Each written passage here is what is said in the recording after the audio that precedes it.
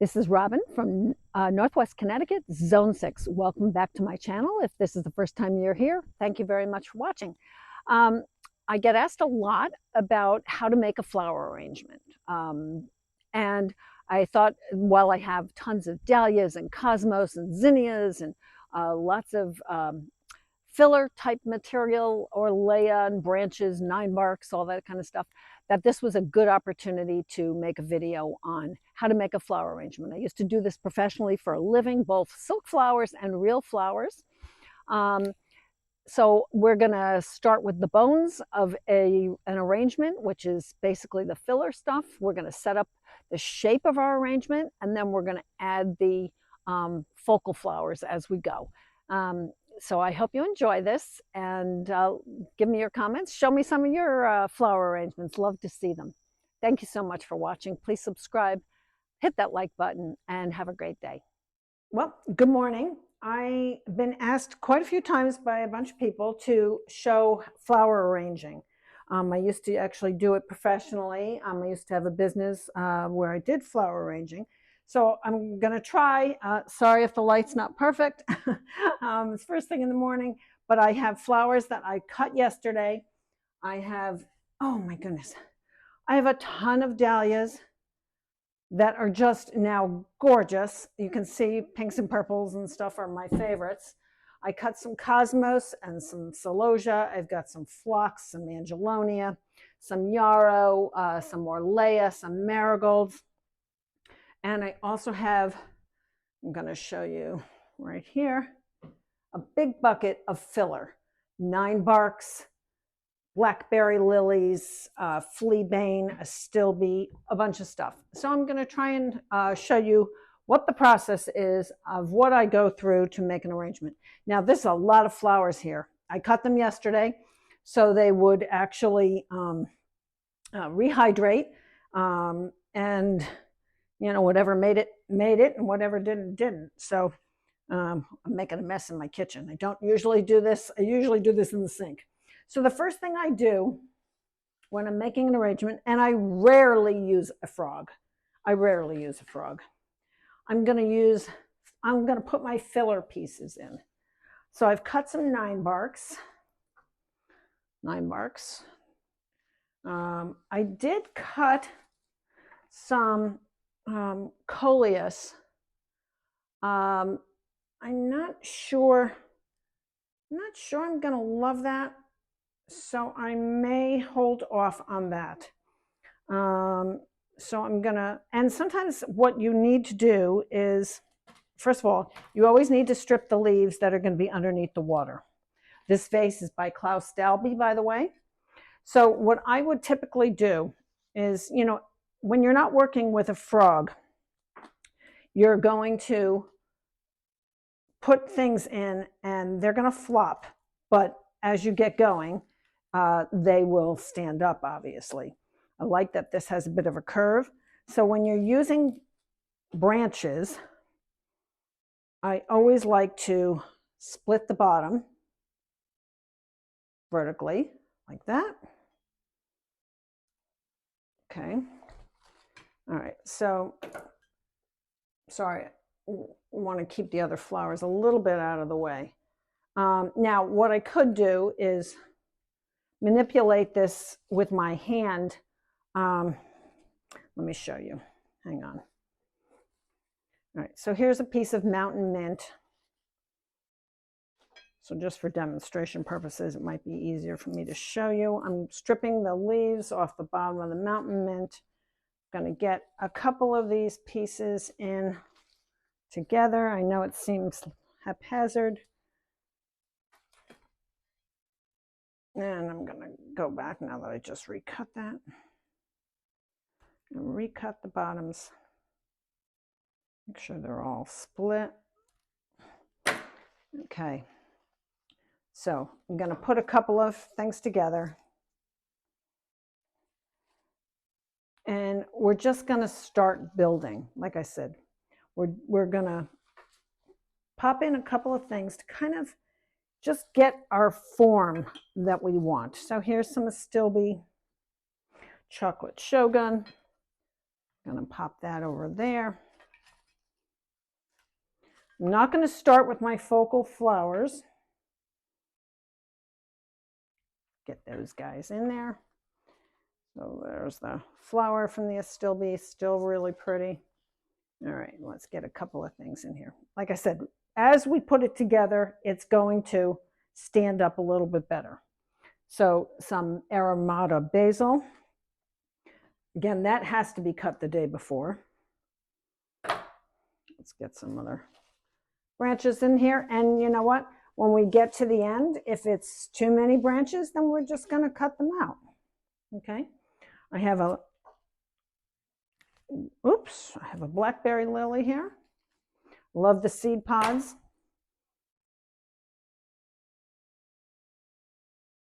That's super pretty. I think I want it a little lower. This vase, well, the vase isn't small. It's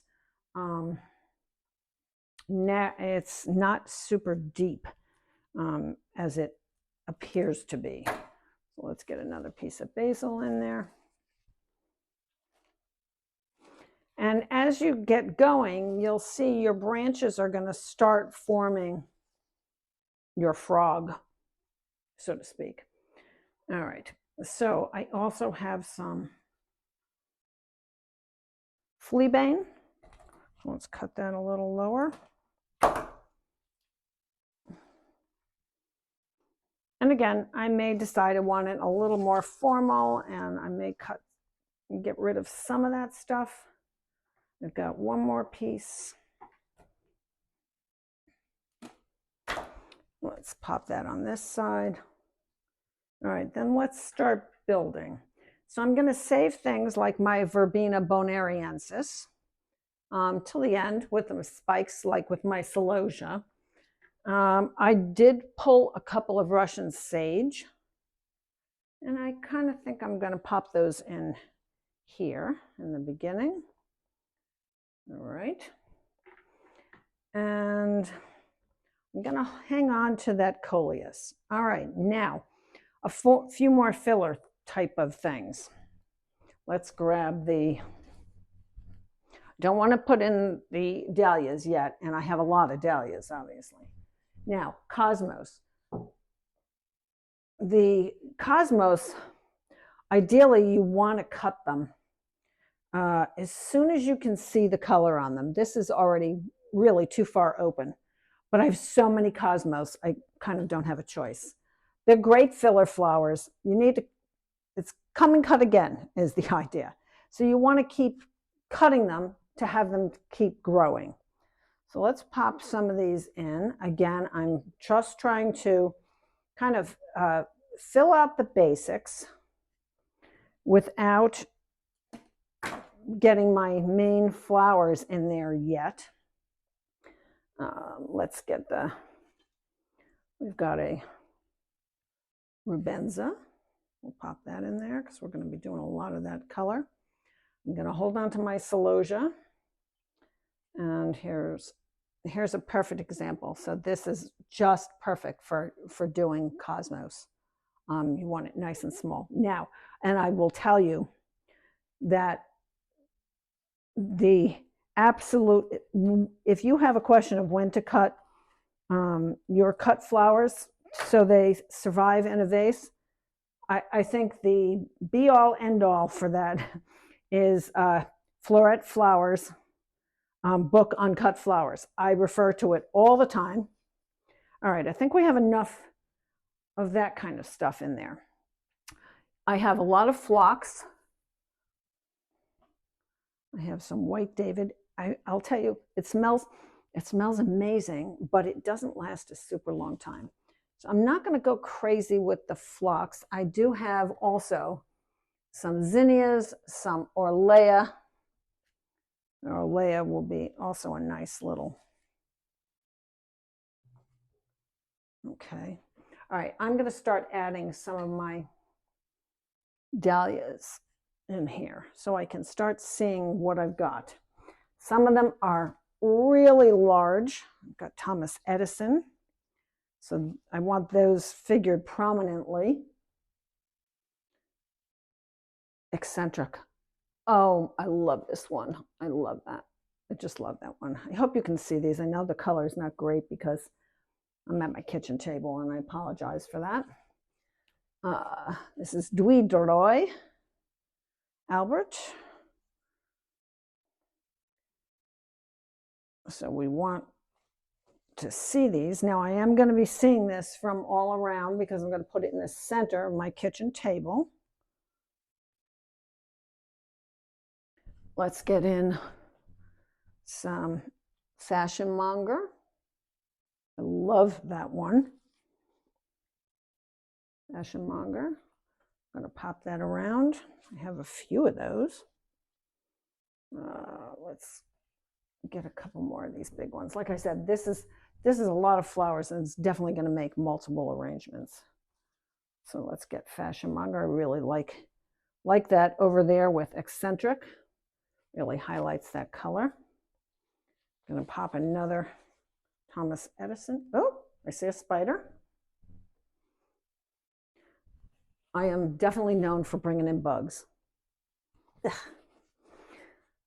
I usually put things in the garage until I can make sure that they're not buzzing. I don't like him there. I'm going to turn this around and I'm going to, like I said, this is an arrangement that's going to go in the center of the table. There's Mrs.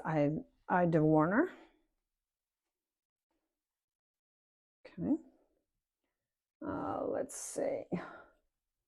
This guy still looks okay. Let's pop that in there. Let's flip it around. Okay. All right.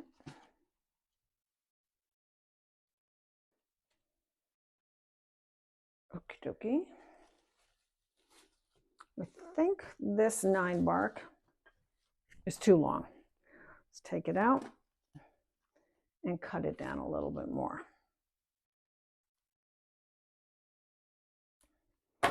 And these things will start to relax after they've been in here for a while. Let's get that there. Okay. Here's the Wizard of Oz.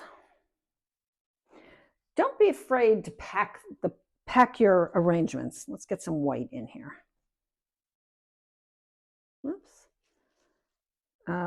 Because you know what? Wildflower arrangements can last for a reasonably long time. They don't last forever. Let's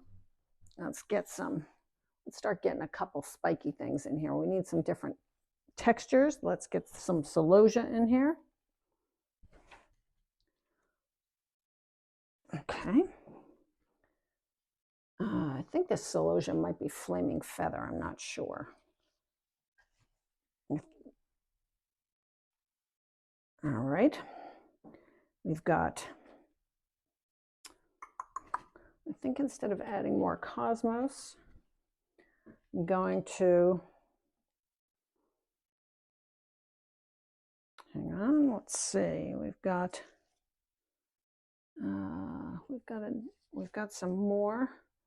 I think this is Beyond, it's called. Dahlias. Let's get all the purples in here. This guy looks like he might be on his way out, but I'll stick him in there for a few days. Okay, now, again, we want some different textures. So I've got some yarrow, some pink yarrow. I also have, let's see, let me show this to you.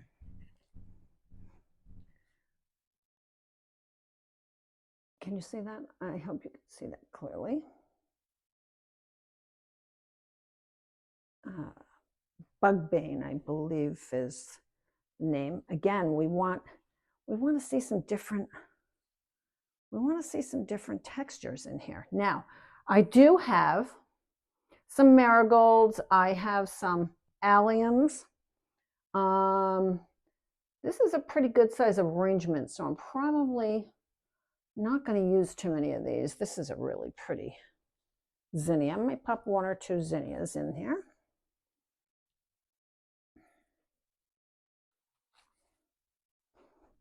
Okay.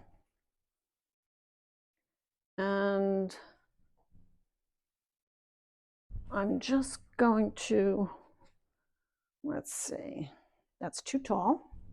All right, let's get a verbena bonariensis in here. I love these. This self-seeds. So if you don't want to spend a lot of money on plants, one, don't cut the seed heads of things like coneflowers and black-eyed Susans and verbena bonariensis. Buy a couple plants once and you'll be set, because they'll keep over and over and over again. So let me pull these other things off of here so we can see this a little bit more clearly. Let me get another yarrow. Like I said, in the back, we don't want to play favorites. We want things to look nice all the way around. I'll pop another allium in there. Okay, and I think this zinnia goes nice, and it'll break up the dahlias a little bit. Okay, I think that's done. So let me show you what we've got here. I just had a mess all over my kitchen floor. Let me get this. Hang on. Okay, so here it is. It's finished. So you can see I've got some nice big dahlias. There's Fashion Monger. Here's Dwi de Roy. I've got a mix of other flowers. I've got some phlox in here. Got some nice big Thomas Edison dinner plates. Got some Rholea. I've got some seed heads. I've got the verbena bonariensis in here. Let's turn this around. We've got Mrs. Ida Warner, another Fashion Monger. There's Eccentric. We've got some Astilbe greenery. We've got some nine barks. We've got some Russian sage, and we've got a couple of zinnias. A little bit of yarrow. I have a lot of plant material, obviously, to work with. And I haven't even made a dent in anything that I actually have in my yard, not even cut flowers, just perennials. So this is the finished product. Hope you can see this well. Okay, what I did was I moved outside, so hopefully you can see this a little bit better in the light. You've got the dahlias, that's Beyond, that's Thomas Edison, Dwi de Roy Albert, Fashion Monger, Wizard of Oz. Got some zinnias in there, Zinderella Peach, I think that is. Verbena bonariensis. We've got some vintage violet yarrow. We've got some Russian sage. Got some fleabane. We've got cosmos. We've got some seed heads. We've got Astilbe foliage. We've got nine bark foliage. And some celosia. So let's turn it around because I want to see this from all sides. So this is the other side. Again, there's Fashion Monger. That's Mrs. Ida Warner. More Thomas Edison, more Beyond, more Fashion Monger, and some white phlox.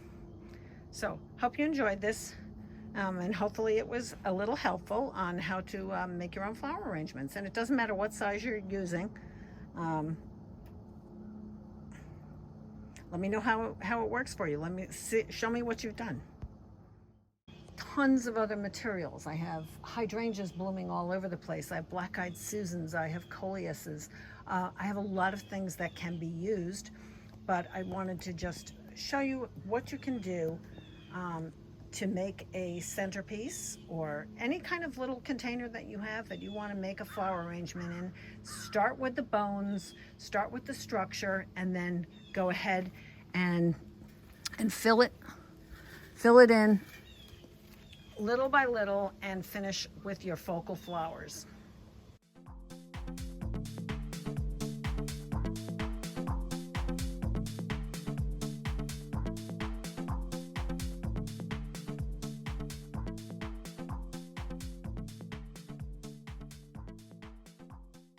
So here's what I do with the rest of the flowers, the coleus, the rest of the dahlias, marigolds, the other phlox that I had, Angelonia.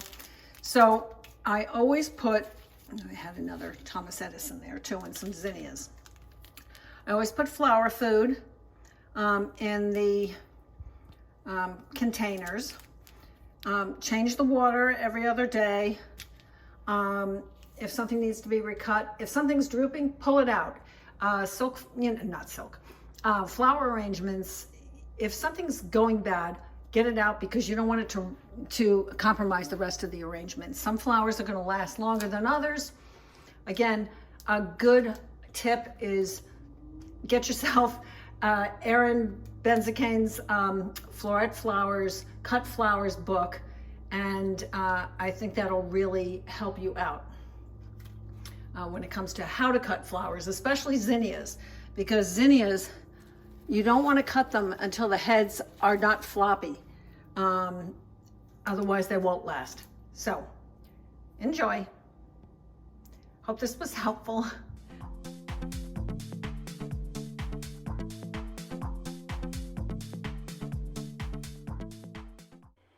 I had so many flowers left that I made another little one for my bathroom with some roses, some cosmos, some celosia, some salvia, some zinnias and marigolds. Just makes me happy in the morning.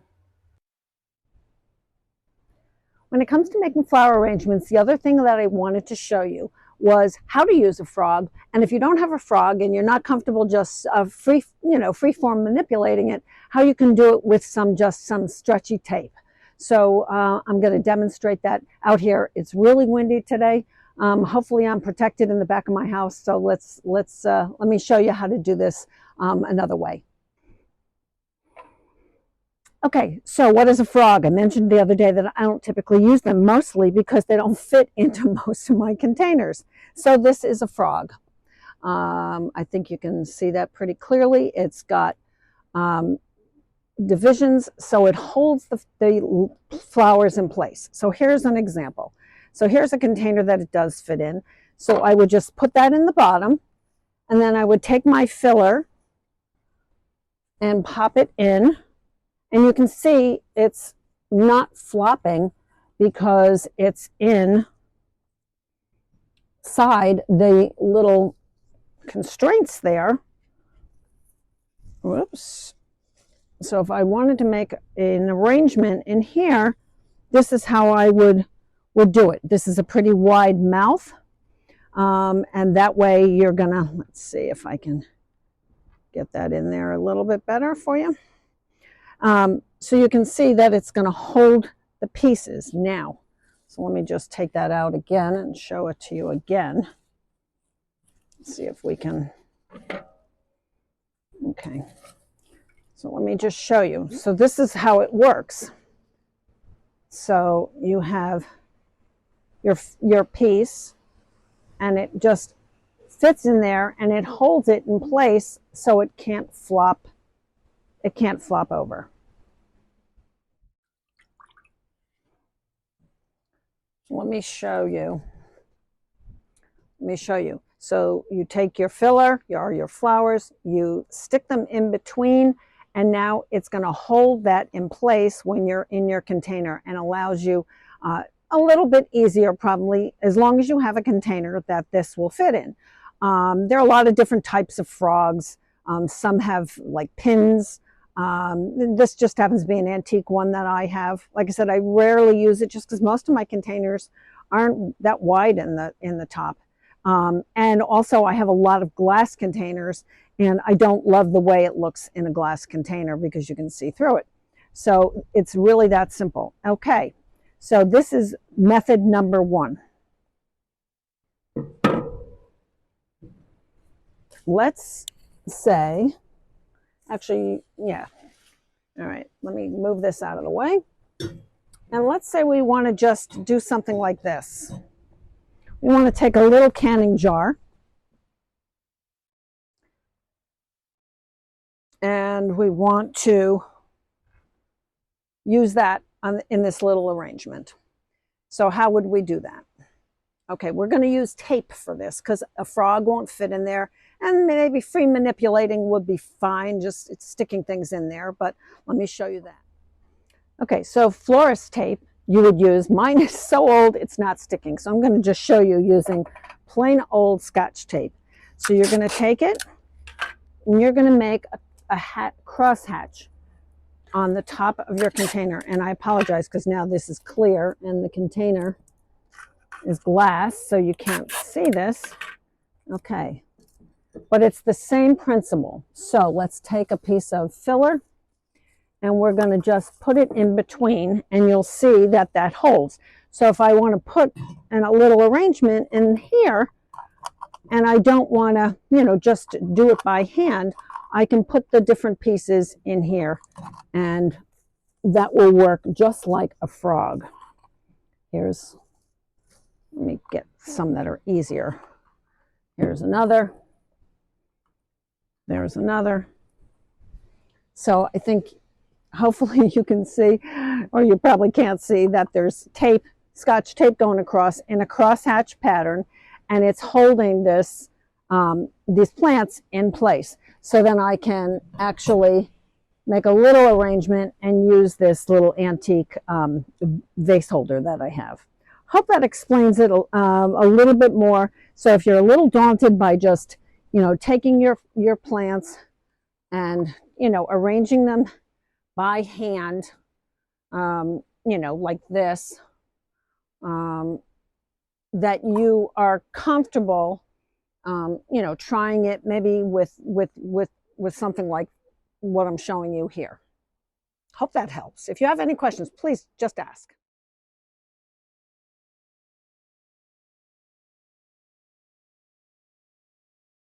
Even if you don't have enough flowers, you can still make a lovely little bouquet. Here I just used leftover yogurt containers. I have lots of pretty little containers, but just to show you that you can use anything. Like I said, these are just empty yogurt jars. I cut a couple of blossoms, a couple of dahlias, 1 or 2 zinnias, and the filler I used was drops of Jupiter oregano. So you can use your herbs. You could use mint, you could use sage. Popped a piece of catmint in there.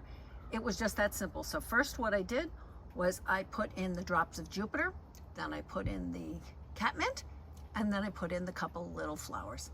Simple bouquet.